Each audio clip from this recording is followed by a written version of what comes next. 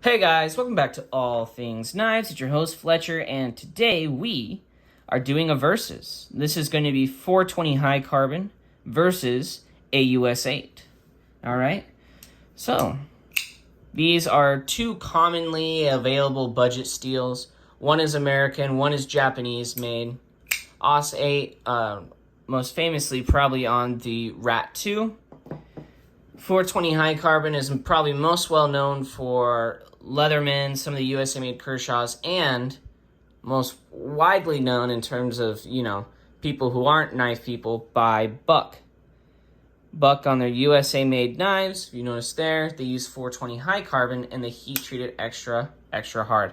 So my experience with 420 high carbon is going to be based off of that, okay? In terms of Buck's 420 high carbon.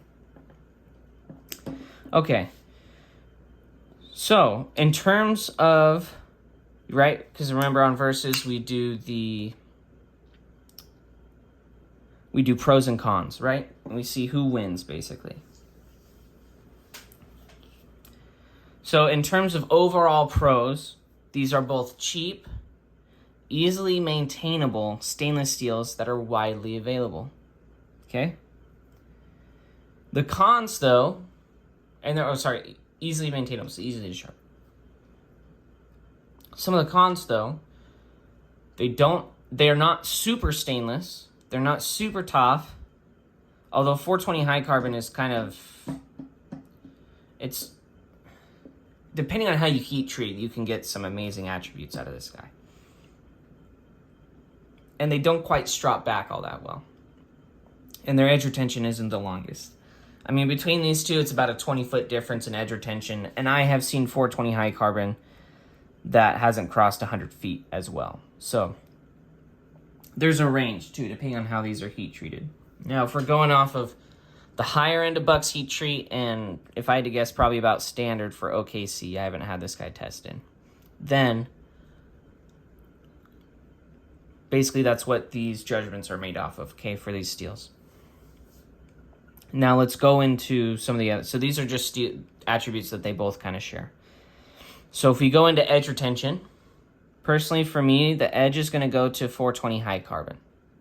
Buck's 420 high carbon, I should say. Buck's 420 high carbon. Any other 420 high carbon that isn't super high, Aus-8's going to smoke it, okay? Just because of the increased carbon from this guy. And it tends... A softer 420, 420 high carbon can be ran at like 55. So if it's softer, Aus-8's going to do better, okay? Now, in terms of price, you can actually get both of these steels in pretty cheap knives. Like a K-Bar Dozier's like $20. This Buck, USA made, by the way. This USA made Buck was $17. So in those terms, I would actually give the edge to the 420 high carbon in the fact that you can get around a $20 USA-made knife in a steel that will perform similarly to Aus-8. So I immediately would give the value to the 420 high carbon. Now, in terms of availability, I'd actually give them probably a tie for this, just because, Aus-8 has been around for the longest time, although Aus-8's kind of being phased out in favor of D2, which I think is kind of sad because I think Aus-8 actually performs better than a lot of that overseas D2. Now, so in terms of value, I'd give it to the Buck. In terms of availability, I'd say it's a tie. Now, in terms of edge retention, I believe I gave that to Buck because theirs cut, I believe, 192, and this cut 174 feet of cardboard. So in terms of edge retention, with a test to back it up, Buck's higher end is better, whereas the lower end, softer end stuff, Aus-8's going to do better, right? So I'd say kind of a tie, but if you're dealing with good quality 420, it goes to 420. Now, in terms of toughness, 420 high carbon's also going to have Aus-8 beat, just because it has less carbon and I believe less chromium in the matrix as well. So in terms of toughness, it's going to be 420 high carbon over Aus-8. Now in terms of sharpening, I'd actually give them a tie. They're both really easy to sharpen. I've never had a problem sharpening the Buck, and I've never had a problem sharpening the Aus-8, even from factory edges. They're just really easy to sharpen. Now they both don't strop back though. Now in terms of, with that taken into account, their costs are relatively the same, although 420 high carbon might be slightly cheaper than Aus-8. So in terms of the cost of production, 420 high carbon is going to win. And I think that's why Buck used a steel like 420 high carbon over something like an Aus-8.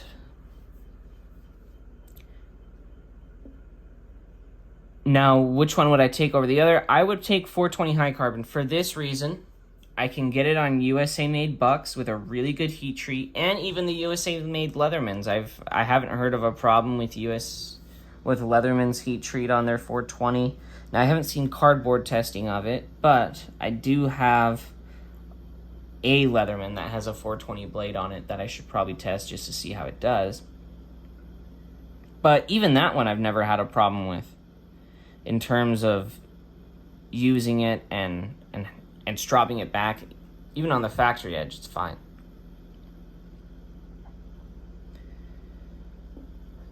Another reason I would take the 420 is not just the fact that I can get USA-made knives in it, but it's also the fact that I am able to get 20 more feet of cardboard out of it, right? So if it's done right, I'm able to get an additional 20 more feet of cardboard. But I also like the increased toughness, and actually one thing I forgot to touch on, the corrosion resistance of 420 high carbon is greater than Aus-8 because of that 0.4% carbon versus 0.8. There's actually less carbide, but the reason you can get more edge retention out of this is you just harden the matrix more, right? You just run it up a couple of Rockwell points higher, which you can get a cheaper, lower carbide content steel to perform similar, if not better, just by running the Rockwell harder, which is actually something that's really cool. And the fact that Buck's able to do that in production, I think, is even more impressive. Now, would I take these two steels over something like a particle metallurgy steel that's able to strop back rather nicely, like a Crewware, or even another budget steel like Nitro VR14C28N? No, but here's where these fall in. Here's where these knives fall in. Hey, I'm probably going to be doing something a little sketchy, and I don't want to lose one of my favorite pocket knives or one of my more expensive ones. I just want a knife that's going to be 20 bucks that I can just beat the tar out of, and if it breaks, it breaks, and if it doesn't, then I'm just going to keep abusing it. That's where these knives fall in. Or maybe you have a kid who's getting their first knife, and you need a steel that's easy to sharpen and cheap, so you can get them their first knife, and if they lose it, it's no big deal. That's where these knives fall in. Or even if you're used to just buying a $10 knife and you want to get yourself like an actually decent made knife with a non-butter knife steel on it, then these are your options, and they're phenomenal.